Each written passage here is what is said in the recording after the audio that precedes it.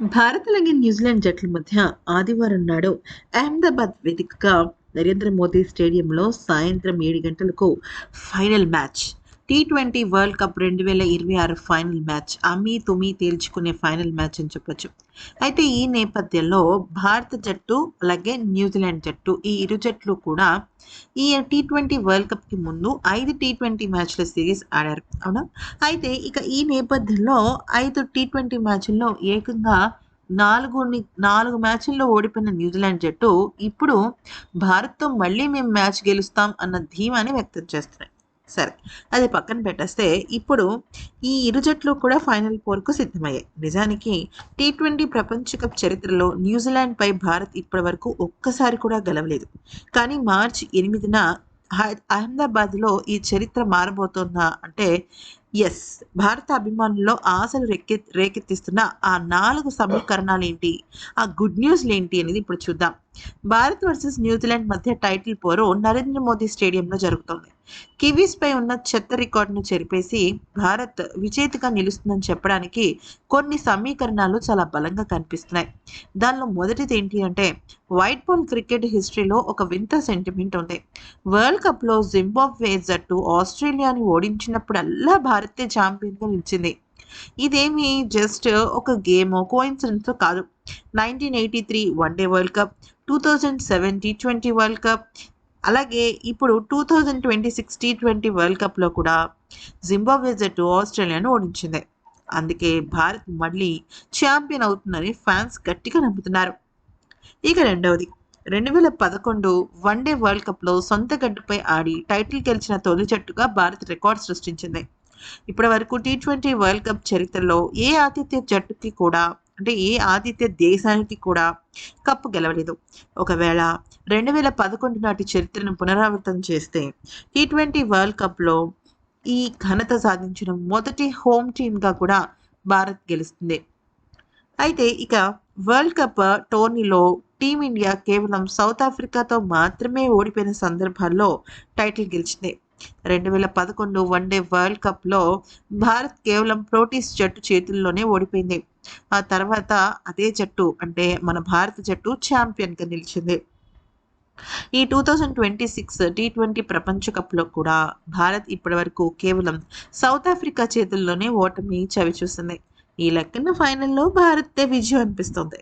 ఇక ఫోర్త్ విషయం ఏంటి అంటే టీ20 వరల్డ్ కప్ చరిత్రలో భారత్ వర్సెస్ ఇంగ్లాండ్ మధ్య సెమీఫైనల్ జరిగినప్పుడల్లా అందులో గెలిచిన జట్టే టైటిల్ వరించింది. 2022లో ఇంగ్లాండ్‌పై గెలిచి ఛాంపియన్ అయింది భారత జట్టు. అంటే ఇంగ్లాండ్ గెలిచి ఛాంపియన్ అయింది. 2024లో భారత్ గెలిచి విజేతగా నిలిచింది.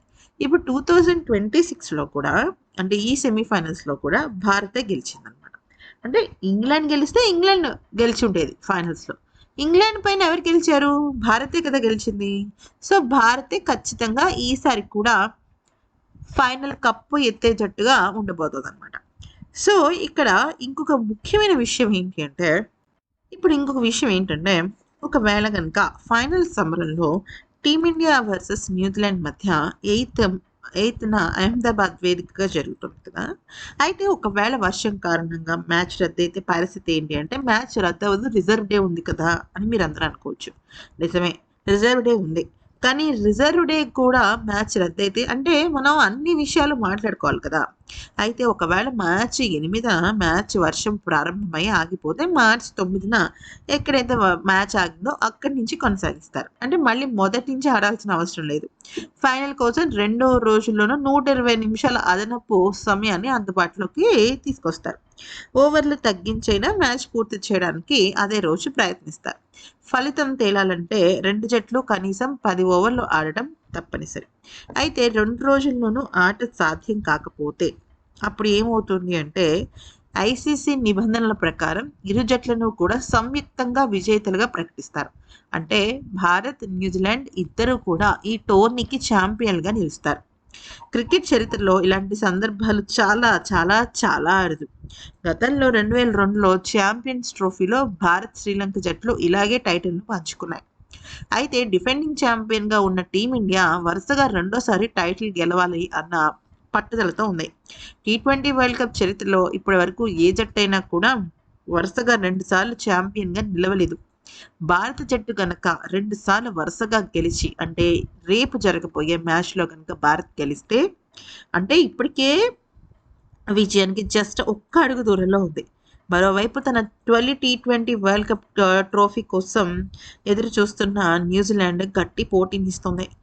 కానీ ఎలాగైనా సరే రోహిత్ శర్మ లెగసీని తను ఫాలో అవ్వాలి అని చెప్పేసి సూర్య కూడా విశ్వ ప్రయత్నాలు చేస్తున్నాడు. ఎందుకనంటే సూర్యకుమార్ యాదవ్‌కి ఇది చాలా ఛాలెంజింగ్ అండ్ ఇజ్జత్ కా సవాల్‌కి సంబంధించిన కప్ అని చెప్పొచ్చు. సో, ఆ రకంగా భారత్ అయితే మాత్రం చాలా అంటే చాలా గట్టిగా ఉంది. అయితే దీనికి వెనకాల మన గంభీర్ మాస్టర్ ప్లాన్ కూడా ఉంది. అదేంటి అంటే ఇదే స్టేడియంలో ఎదురైన ఒక చేదు అనుభవాన్ని దృష్టిలో ఉంచుకుని టీమిండియా ఈసారి తన వ్యూహాన్ని మార్చింది. ముఖ్యంగా పిచ్ తయారీలో ఒక సంచలన నిర్ణయం తీసుకుంది. భారత క్రికెట్ అభిమానులు 2023 నవంబర్ 19వ తేదీని తేలిగ్గా మర్చిపోరు. ఆ వన్డే ప్రపంచ కప్‌లో వరుస విజయాలతో దూసుకుపోతున్న ఫైనల్‌కు చేరిన జట్టు అహ్మదాబాద్ మైదానంలో ఆస్ట్రేలియా చేతుల్లో ఘోరంగా ఓడిపోయింది. ఆ రోజు మనకు నచ్చినట్లు తయారు చేయించుకున్న నల్ల రేగడి మట్టి పిచ్ మనకే శాపంగా మారింది. బంతి నెమ్మదించి మన బ్యాటర్లను ముప్పుతిప్పలు పెట్టింది. అంతెందుకు ఇదే టీ20 ప్రపంచ కప్‌లో కూడా సూపర్ 8 దశలో సౌత్ ఆఫ్రికాతో జరిగిన మ్యాచ్‌లో అదే నల్లమట్టి పిచ్‌పై భారత్ ఓటమి పాలైంది. గత 32 ఐసీసీ మ్యాచ్‌ల్లో భారత్ ఓడిపోయిన ఆ 2 మ్యాచ్‌లు కూడా అహ్మదాబాద్ పిచ్ మహిమే. అదే విశ్లేషకులు కూడా చెప్తున్నారు.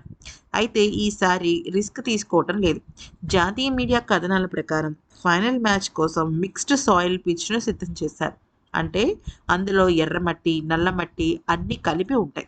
సుమారు 70% ఎర్రమట్టి, మిగిలిన 30% నల్లమట్టి. దీనివల్ల పిచ్ నెమ్మదించకుండా బంతి మంచిగా బౌన్స్‌గా లభిస్తుంది. మన బ్యాటర్లు స్ట్రోక్ ప్లే ఆడటానికి దీన్ని అనుకూలంగా వాడుకుంటారు. సాధారణంగా నల్లమట్టి పిచ్‌లు మ్యాచ్ గడుస్తున్న కొద్దీ బాగా నెమ్మదిస్తాయి. స్పిన్నర్లకు అనుకూలంగా మారతాయి. కానీ ఎర్రమట్టి పిచ్‌లు పేసర్లకు సహకరిస్తూనే బ్యాటర్లకు మంచి స్కోర్‌ను చేసే అవకాశాన్ని ఇస్తాయి. మరి ఈ రెండిటి కలయిక వల్ల ఆదివారం నాటి ఫైనల్ మ్యాచ్ అత్యంత ఉత్కంఠభరితంగా సాగుతోంది. సంజు శాంసన్, అభిషేక్ శర్మ, సూర్యకుమార్ యాదవ్ వంటి వాళ్ళు భారీ షాట్లు ఆడటానికి సిద్ధంగా ఉన్నారు. మరి న్యూజిలాండ్ బౌలర్లు ఏ రకంగా ఈ మిశ్రమ పిచ్‌ని వాడుకుంటారో చూడాలి.